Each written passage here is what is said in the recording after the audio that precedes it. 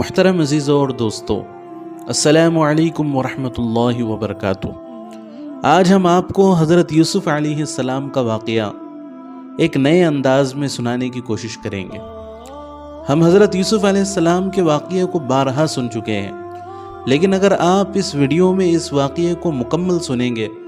تو انشاءاللہ العزیز آپ اپنے سارے غموں اور پریشانیوں کو بھول جائیں گے، اور یقیناً اللہ رب العزت پر آپ کے ایمان میں اور توکل میں اضافہ ہوگا۔ واقعے کی ترتیب تھوڑی آگے پیچھے ہو سکتی ہے، لیکن آپ سے گزارش ہے کہ اس واقعے کو مکمل دیکھیں، یقیناً آپ کو ایک قلبی سکون حاصل ہوگا۔ اور ایک گزارش آپ سے یہ ہے کہ اس ویڈیو کو زیادہ سے زیادہ شیئر کریں تاکہ ہر مسلمان تک یہ واقعہ پہنچ سکے اور اس سے ملنے والے اسباق پہنچ سکیں، اور ایسی ہی معلومات حاصل کرنے کے لیے ہمارے چینل کو سبسکرائب کر لیں۔ حضرت یوسف علیہ السلام کے واقعے میں بے شمار اسباق ملتے ہیں، لیکن سب سے بڑا جو سبق ملتا ہے وہ یہ ہے کہ جو اللہ چاہتے ہیں وہی ہوتا ہے۔ اگر اللہ تعالیٰ چاہتے تو حضرت یوسف علیہ السلام پر اتنی آزمائشیں آتی ہی نہیں۔ سب سے پہلے بھائیوں کے دل میں حسد پیدا ہو، اللہ چاہتے تو اللہ ان کے دلوں سے حسد کو ختم کر دیتا۔ اللہ کے لیے کیا بھائی، ان کے دلوں میں حسد پیدا ہوا، انہوں نے اٹھایا، حضرت یوسف علیہ السلام کو کنویں میں لے جا کر پھینک دیا۔ اب اللہ تعالیٰ چاہتے تو حضرت یوسف علیہ السلام کو اسی وقت کنویں سے باہر نکال دو، ہے نا؟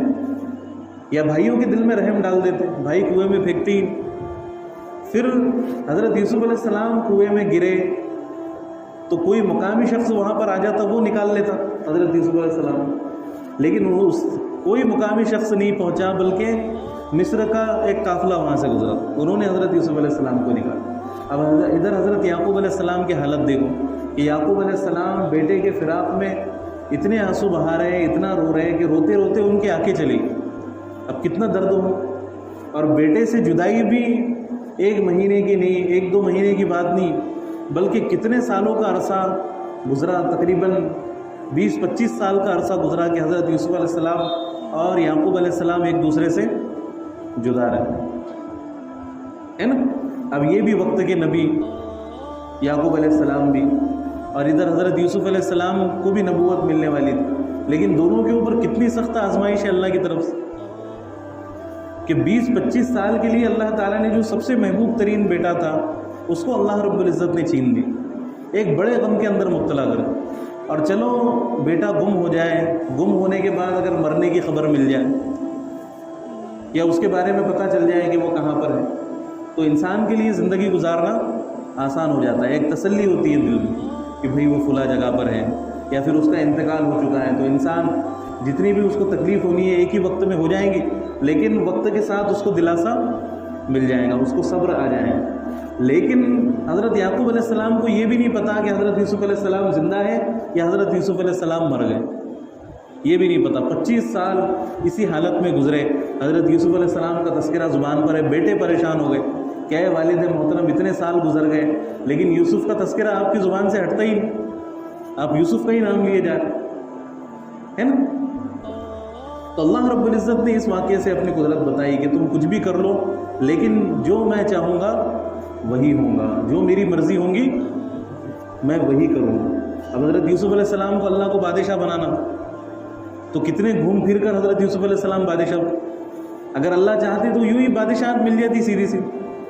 لیکن ایک اللہ کا نظام ہوتا ہے، اللہ تعالیٰ اسی کے اعتبار سے سارے کام کرتے۔ پہلے کنویں میں گئے، پھر مصر کے بازار میں بکے، پھر مصر کے بازار میں بکنے کے بعد عزیز مصر کے دربار میں پہنچے، عزیز مصر کے دربار میں پہنچنے کے بعد زلیخا نے الزام لگایا، الزام لگانے کے بعد اللہ تعالیٰ چاہتے تو زلیخا کے جھوٹ کو وہی پکڑا دیتا، ہے نا؟ وہی زلیخا کا قصہ ختم ہو جاتا، لیکن اللہ کی طرف سے آزمائش تھی، حضرت یوسف علیہ السلام کو جیل میں جانا پڑا، اور جیل میں بھی حضرت یوسف علیہ السلام تقریباً 7-8 سال۔ اب 7-8 سال جیل میں رہنا کوئی معمولی بات نہیں ہے، یہاں تک کہ کوئی ہم کو اچھی چیز نظر آ رہی کہ بھائی یہاں تک کہ کوئی شخص سوچ سکتا ہے کہ یہ شخص آگے چل کے مصر کا بادشاہ بننے والا، جو ایک وقت کنویں میں پڑا ہوا تھا، ایک وقت بازار میں بک رہا تھا، ایک وقت 8-10 سال جیل کے اندر گزار کر آیا، تو ایسا شخص کبھی مصر کا بادشاہ بن سکتا ہے؟ لیکن اللہ کی تدبیر تھی، اللہ کو بنانا۔ اور یہاں وہ بھائی جنہوں نے کبھی کوئی مصیبت نہیں دیکھی، راحتوں کے اندر جنہوں نے زندگی گزاری، ایک وقت وہ آیا کہ وہ حضرت یوسف علیہ السلام کے سامنے آ کہ اے ہمارے بھائی ہمارے اوپر رحم کر، ہمارے پاس پونجی کم ہے، مال کم ہے اور ہماری ضرورت زیادہ ہے۔ حضرت یوسف علیہ السلام کی زندگی میں ایک چیز ہم کو ملتی ہے کہ حضرت یوسف علیہ السلام کے اوپر کتنے بھی حالات آئے لیکن انہوں نے تقوی کا دامن نہیں چھوڑا، اللہ رب العزت کی اطاعت کا دامن نہیں چھوڑا، ہر حال میں اللہ پر ان کی نظر رہی، ہر حال میں اللہ کی اطاعت و فرما برداری کرتے ہیں۔ جب کنویں میں گرے تب بھی ان کے دل میں یہ خیال پیدا نہیں ہوا کہ یا اللہ میں ہی ملا تھا، میں تو نبی کا بیٹا، پیغمبروں کا بیٹا، میری تو کئی پشتے پیغمبروں میں گزری ہے، میں حضرت ابراہیم علیہ السلام کے خاندان سے، ناشکری نہیں آئی۔ پھر جب زلیخا نے الزام لگایا، اب زلیخا جب بادشاہ کی بیوی تھی تو بادشاہ کی بیوی کوئی ایری گہری تو نہیں ہوگی، ہے نا، وہ بھی خوبصورت ہوں گی، حسین و جمیل ہوں گی، ہم اندازہ لگا سکتے ہیں کہ وہ کیسی عورت ہوگی، اور وہ خود ہو کر حضرت یوسف علیہ السلام کو گناہ کی دعوت دے رہی، اور گناہ کی دعوت بھی ایسی ویسی نہیں بلکہ گناہ کی دعوت اس نے اس طرح دی حضرت یوسف علیہ السلام کو کہ اس نے 7 کمروں میں حضرت یوسف علیہ السلام کو بند کر دی اور کمروں پر تالے لگا دی، اور جو بت اس کا رکھا ہوا تھا اس بت کے اوپر اس نے پردہ جھاگ دی تاکہ وہ نہ دیکھ سکے، اور پھر حضرت یوسف علیہ السلام کو گناہ کی دعوت۔ تو حضرت یوسف علیہ السلام نے کہا کہ معاذ اللہ انہ ربی احسن مثوایا انہ لا یفلح الظالمون، کہ اللہ کی پناہ میں اس گناہ کو نہیں کر سکتا، میرے رب نے مجھے بہترین ٹھکانہ دیا ہے اور وہ ظالموں کو کامیاب نہیں کرتا۔ اب کوئی ہوتا تو کہتا کہ بھئی 7 تالے لگے ہوئے، بھاگنے کا کوئی راستہ نہیں ہے، یہ بادشاہ کی بیوی، میں کس طریقے سے اپنے آپ کو بچا سکتا ہوں، لیکن حضرت یوسف علیہ السلام پھر بھی بھاگے، جتنا ان کے بس میں تھا اتنا حضرت یوسف علیہ السلام نے کیا، دروازے تک بھاگے تو اللہ رب العزت کی طرف سے یہ معاملہ ہوا کہ وہ دروازے کھلنا شروع ہو، دروازے کھلتے گئے یہاں تک کہ حضرت یوسف علیہ السلام باہر نکل گئے، اور عزیز مصر کی جو بیوی تھی وہ بھی آپ کے پیچھے دوڑ رہی، یہاں تک کہ حضرت یوسف علیہ السلام کا جو کرتا تھا وہ اس کے ہاتھ میں آ گیا اور وہ پھٹ گیا۔ اب جیسے ہی یہ 7 دروازے پار کر کے باہر نکلے تو سامنے عزیز مصر کھڑا ہوا، اب عزیز مصر کو سارا معاملہ سمجھ میں آ گیا، تو پھر اس عورت نے فوراً حضرت یوسف علیہ السلام پر الزام لگا دیا کہ اے عزیز مصر، اے بادشاہ، کہ جو تیرے اہل و عیال کے ساتھ، جو تیری بیوی کے ساتھ برائی کا ارادہ کرے تو اس کی کیا سزا ہونی چاہیے، اس کو کیا سزا ملنی چاہیے۔ یعنی پورا معاملہ صاف صاف نظر آ رہا ہے کہ آگے کون بھاگ رہا ہے، پیچھے کون ہے نا، کس کے ہاتھ میں حضرت یوسف علیہ السلام کا کرتا ہے، لیکن پھر بھی اس نے بات فوراً پلٹا دی کہ اس شخص کو کیا سزا ملنی چاہیے جو آپ کے اہل و عیال پر بری نظر ڈالے۔ پھر اس کے بعد ایک واقعہ یہ بھی ملتا ہے تاریخ کی کتابوں میں کہ حضرت یوسف علیہ السلام کی برات کے لیے اللہ رب العزت نے یہ معجزہ ظاہر فرمایا کہ بادشاہ کو کچھ علماء نے کہا کہ ایک بچے سے پوچھو، یہ بچہ گواہی دے گا حضرت یوسف علیہ السلام کی برات، یہ بتائے گا کہ سچائی کیا ہے۔ تو جب بچے سے پوچھا گیا تو اس بچے نے کہا کہ اگر یہ قرآن میں بھی یہ واقعہ ذکر کیا گیا، ان کان قمیصہ قد من قبل فصدقت وہو من الکاذبین، کہ اگر قمیص سامنے سے پھٹی ہوئی ہے تو زلیخا سچی ہے اور یوسف علیہ السلام نعوذ باللہ جھوٹے، وَإِن كَانَ قَمِيصُهُ قُدَّ مِن دُبُرٍ فَكَذَبَتْ وَهُوَ مِنَ الصَّادِقِينَ، اور اگر قمیص پیچھے سے پھٹی ہوئی ہے تو زلیخا جھوٹی ہے اور حضرت یوسف علیہ السلام سچے۔ ایک معجزانہ طور پر اللہ رب العزت نے حضرت یوسف علیہ السلام کی پاکدامنی کی گواہی دلوائی، آپ کی پاکدامنی کو ثابت کیا، آپ کی پاکدامنی ثابت بھی ہو گئی، لیکن عزیز مصر جو تھا اب اس کے دل میں یہ خیال پیدا ہوا کہ میں یوسف علیہ السلام کو اگر ایسے ہی چھوڑ دوں تو پھر سارے شہر میں میری بدنامی ہو، کہ اس سے معلوم ہوتا ہے کہ یہ تو عزیز مصر کی بیوی کی ہی غلطی، سارے شہر میں میری بیوی کی بدنامی ہو، اور میری بیوی کی بدنامی یعنی میری بدنامی۔ تو اس نے کیا کیا پھر کہ حضرت یوسف علیہ السلام کو اپنے آپ کو بدنامی سے بچانے کے لیے اس نے جان بوجھ کر حضرت یوسف علیہ السلام کے بارے میں معلوم ہوتے ہوئے حضرت یوسف علیہ السلام کو جیل میں ڈال دیا۔ اب جیل میں ڈال دیا، اب اس نے سوچا تھا کہ تھوڑے وقت کے لیے رکھوں گا پھر نکال لوں گا، لیکن بھول گیا جیل میں ڈالنے کے بعد۔ اب حضرت یوسف علیہ السلام جیل میں، اب وہاں پر بھی حضرت یوسف علیہ السلام نے دعوت کا کام نہیں چھوڑا۔ حضرت یوسف علیہ السلام قیدیوں کو دعوت دے رہے، ان کو اللہ کی طرف بلا رہے ہیں، ان کو اللہ کی طرف دعوت دے رہے ہیں کہ ایک رب کی طرف آ جاؤ، اللہ کی عبادت کرنا شروع کر دو، ان جھوٹے خداؤں کی پرستی چھوڑ دو۔ بہت سے لوگ وہاں بھی اسلام قبول کرنے لگے، اور خاص طور سے اللہ رب العزت نے قرآن مجید میں جو واقعہ ذکر فرمایا وہ 2 لوگوں کا ہے۔ اب ایک مرتبہ معاملہ ایسا ہوا کہ بادشاہ کو شراب کے اندر زہر ملا کر دیا، زہر ملا کر دی گئی بادشاہ کو۔ اب بادشاہ کا شک ان دونوں پر ہوا، یہ چیز کوئی ثابت کرنے والا نہیں تھا کہ کس نے زہر ملایا، تو بادشاہ نے ان دونوں کو اٹھا کر جیل میں ڈال دیا۔ اب انہوں نے خواب دیکھا،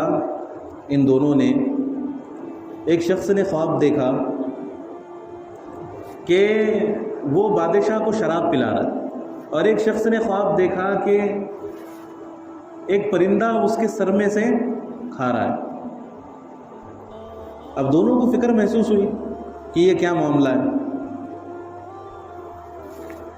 تو وہ یوسف علیہ السلام کے پاس آئے۔ پھر یوسف علیہ السلام نے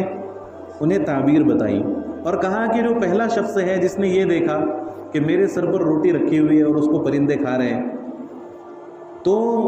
اس کو سولی دے دی جائیں گی اور پرندے اس کا گوشت کھائیں گے، اور دوسرا بادشاہ کے یہاں ساقی بنے گا، یعنی اس کو بادشاہ کو شراب پلانے کی نوکری ملیں گی۔ تو یہ تعبیر صحیح نکلی، کیونکہ وہ جو نان بھائی تھا، باورچی تھا، اسی نے بادشاہ کو زہر دیا، تو اس کا جرم ثابت ہو گیا، تو بادشاہ نے اس کو سولی پر چڑھوا دیا، اور اس شخص کی بے گناہی خود بخود ثابت ہو گئی، تو بادشاہ نے اس کو رہا کر دیا۔ تو پھر حضرت یوسف علیہ السلام نے اس سے کہا جو رہا ہونے والا تھا کہ تم بادشاہ کے پاس جانا تو میرا تذکرہ کرنا۔ اب یہ آزاد ہوا تو پھر حضرت یوسف علیہ السلام کو یہ بھی بھول گئے۔ پھر حضرت یوسف علیہ السلام کئی سالوں تک جیل میں، یہاں تک کہ پھر بادشاہ نے خواب میں دیکھا، بادشاہ نے خواب دیکھا کہ 7 دبلی گائے 7 موٹی گایوں کو کھا گئی۔ صبح درباریوں سے تعبیر پوچھی، ساقی کو فوراً خیال آیا کہ یوسف علیہ السلام صحیح تعبیر دیتے، وہ فوراً گیا اور تعبیر پوچھی۔ حضرت یوسف علیہ السلام نے فرمایا کہ اس خواب کی تعبیر یہ ہے کہ 7 سال کھیتی خوب اچھی ہوں گی اور بعد میں 7 سال تک قحط رکھیں گے، تو لہٰذا تم جتنے بھی دانے محفوظ رکھ سکتے ہو دانے محفوظ رکھو، کیونکہ آنے والے 7 سالوں میں یہی کام آئیں گے۔ تو بادشاہ تعبیر سن کر بہت خوش ہوا، آپ کو رہا بھی کر دیا اور اپنے مقربین میں شامل فرما دیا۔ اور پھر حضرت یوسف علیہ السلام نے اس سے کہا کہ اجعلنی علی خزائن الارض انی حفیظ علیم، کیا ہے بادشاہ مجھے وزیر خزانہ بنا دیجیے، کیونکہ مجھے اللہ تعالیٰ نے معیشت کا علم عطا فرمایا، اکنامکس کا علم اللہ تعالیٰ نے مجھے دیا ہے۔ تو حضرت یوسف علیہ السلام نے عہدہ طلب کیا۔ تو اس سے پتہ چلتا ہے کہ اگر کہیں پر فائدہ ہو سکتا ہو تو اخلاص کے ساتھ کوئی عہدہ طلب کرنے میں کوئی برائی نہیں ہے۔ تو بادشاہ تو متاثر تھا ہی حضرت یوسف علیہ السلام سے، اس نے حضرت یوسف علیہ السلام کو وزیر خزانہ بنا دیا۔ اب پھر وزیر خزانہ بنا دیا، اب آگے چل کر جو حالات آنے والے تھے، قحط سالی وغیرہ، تو اس میں حضرت یوسف علیہ السلام کو معلوم تھا کہ وزیر خزانہ سے زیادہ پاورفل کوئی شخصیت نہیں ہوں گی آگے چل کر، سب کچھ وزیر خزانہ کے ہاتھ میں ہوں۔ تو حضرت یوسف علیہ السلام کے ہاتھ میں ساری چیزیں آ گئی، یہاں تک کہ پھر قحط سالی شروع ہوئی۔ یعقوب علیہ السلام نے اپنے بیٹوں سے کہا کہ جاؤ کہیں سے غلہ لے کر آؤ، تو وہ 11 بھائی حضرت یوسف علیہ السلام کے پاس آئے غلہ لینے کے لیے۔ اب یوسف علیہ السلام ان کو دیکھ کر پہچان گئے، لیکن وہ نہیں پہچان سکے، تو یوسف علیہ السلام نے انہیں غلہ بھی دیا اور ان کے پیسے بوری میں ڈال کر ان کو لوٹا بھی دی، اور اپنے سگے بھائی بنیامین کو بھی لانے کو کہا۔ اب حضرت یوسف علیہ السلام کے جدا ہونے سے حضرت یعقوب علیہ السلام اتنے زیادہ ڈر چکے تھے کہ وہ بنیامین کو کہیں پر بھی نہیں بھیجتے کہ کہیں یہ لوگ بنیامین کے ساتھ بھی ویسا ہی معاملہ نہ کریں، تو اس لیے انہوں نے اس بار بھی بنیامین کو ان کے ساتھ نہیں بھیجا۔ اب حضرت یوسف علیہ السلام نے ان سے کہا کہ تم اپنے بھائی بنیامین کو لے کر آؤ ورنہ تمہیں غلہ نہیں ملے گا۔ اب یہ گئے، حضرت یعقوب علیہ السلام کو منانا شروع کیا۔ حضرت یعقوب علیہ السلام جیسے تیسے مان گئے بہت زیادہ منت سماجت کرنے کے بعد۔ حضرت یوسف علیہ السلام کے پاس پہنچے تو حضرت یوسف علیہ السلام نے حیلے سے اپنے بھائی کو روک لیا۔ حضرت یوسف علیہ السلام نے یہ معاملہ کیا کہ اپنے ایک خادم سے کہا کہ ان کے سامان میں میرا ایک لوٹا رکھ دو، ان کے سامان میں میرا ایک لوٹا رکھ دو۔ اب جب وہ جانے لگے تو ایک آواز لگانے والے نے آواز لگائی کہ یا ایھا العیر انکم لسارقون، کہ اے قافلے والو تم سب کے سب چور ہو۔ تو وہ کہنے لگے کہ ہم چور نہیں ہیں۔ تو پھر حضرت یوسف علیہ السلام نے ان سے پوچھا کہ اگر تم میں سے کسی کی چوری ثابت ہو جائے تو تمہارے مذہب میں چور کی کیا سزا ہے؟ تو انہوں نے کہا کہ ہمارے مذہب میں چور کی یہ سزا ہے کہ جس کے سامان میں چوری کا سامان ملے تو وہی اس کا غلام بن جائے، وہی اس کو دے دیا جائے اس کے بدلے۔ تو حضرت یوسف علیہ السلام نے جو لوٹا رکھوایا تھا اپنا، وہ بنیامین کے سامان میں رکھوایا تھا۔ اب جب سامان کی تلاشی لی گئی تو بنیامین کے سامان میں وہ لوٹا نکلا۔ حضرت یوسف علیہ السلام نے کہا کہ تمہارے قانون کے مطابق تمہارا بھائی اب میرا ہو۔ بنیامین کو الگ کر لیا اور بنیامین کو حضرت یوسف علیہ السلام نے سارا معاملہ سمجھا دیا۔ یہ مطمئن ہو گئے۔ اب یہ بھائی پریشان ہو گئے اور سب سے زیادہ جو بڑا بھائی تھا وہ پریشان ہوا کہ ہم پہلے بھی ایک مرتبہ ایسا کر چکے، ہمارے باپ کو ہم جھوٹا بہانہ دے چکے، اب ہم کس منہ سے جا کر ہمارے باپ سے کہیں گے کہ آپ کے بیٹے کے ساتھ یہ معاملہ پیش آیا، آپ کے بیٹے کے ساتھ یہ معاملہ پیش آیا۔ تو بڑا بھائی تو یہ کہنے لگا کہ جب تک بنیامین کو بادشاہ آزاد نہ کر دے تب تک میں یہاں سے نہیں ہلوں گا، چاہے میں مر جاؤں، یہیں پر رہ جاؤں۔ وہ نہیں گیا، لیکن باقی کے جو بھائی تھے وہ گئے والد کے پاس اور جا کر کہنے لگے۔ تو حضرت یعقوب علیہ السلام نے یہی کہا کہ میں نے پہلے ہی کہا تھا کہ تم اسی طرح کا معاملہ کرو گے۔ حضرت یوسف علیہ السلام نے پھر بعد میں جب ان کے بھائی آئے تو حضرت یوسف علیہ السلام نے ان سے پوچھا کہ تم نے جو یوسف علیہ السلام کے ساتھ سلوک کیا کیا تم کو خبر ہے؟ وہ سب حیرت زدہ رہ گئے۔ پوچھا کیا آپ ہی یوسف علیہ السلام ہیں؟ انہوں نے کہا کہ ہاں میں یوسف علیہ السلام ہوں اور یہ میرا سگا بھائی ہے، خدا نے مجھ پر بڑا احسان کیا۔ بھائیوں نے کہا خدا نے تمہیں ہم سب سے بڑھ کر نوازا ہے، ہم سے بڑی غلطی ہوئی، معاف فرمائے۔ یوسف علیہ السلام نے کہا کہ آج میں تمہاری سب خطاؤں سے درگزر کرتا ہوں، خدا تمہیں معاف فرمائے۔ یہ میری قمیص لے جاؤ، ابا جان پر اڑا دینا، ان کی بینائی لوٹ آئیں گے، ان کی بینائی لوٹ آئیں گے۔ اب قافلہ درمیان میں تھا، کئی ہزاروں کلومیٹر کا فاصلہ تھا، لیکن حضرت یعقوب علیہ السلام کو حضرت یوسف علیہ السلام کی خوشبو آنا شروع ہو۔ اب حضرت یعقوب علیہ السلام کہہ رہے کہ میں انی لاجد ریح یوسف، کہ میں یوسف علیہ السلام کی خوشبو محسوس کر سکتا ہوں۔ تو بیٹے کہنے لگے کہ اے ابا جان آپ یوسف کے غم میں سٹھیا گئے، آپ یوسف کے غم میں آپ کا دماغ جگہ پر نہیں رہا۔ اور یہاں پر بھی دیکھو اللہ کا معجزہ کہ جب حضرت یوسف علیہ السلام قریب کے ایک کنویں میں تھے تو تب حضرت یعقوب علیہ السلام کو ان کی خوشبو محسوس نہیں ہوئی، لیکن اب ہزاروں کلومیٹر کے فاصلے پر ہے اور حضرت یوسف علیہ السلام بھی نہیں ہے بلکہ حضرت یوسف علیہ السلام کا صرف کرتا ہے، تو وہاں سے حضرت یعقوب علیہ السلام کو ان کی خوشبو محسوس ہو ہے نا۔ تو اس سے پتہ چلا کہ اللہ جو چاہتے ہیں وہی ہوتا ہے نا۔ اللہ نے ہزاروں کلومیٹر دور سے حضرت یوسف علیہ السلام کی خوشبو سنگا دی۔ پھر اس کے بعد میں جب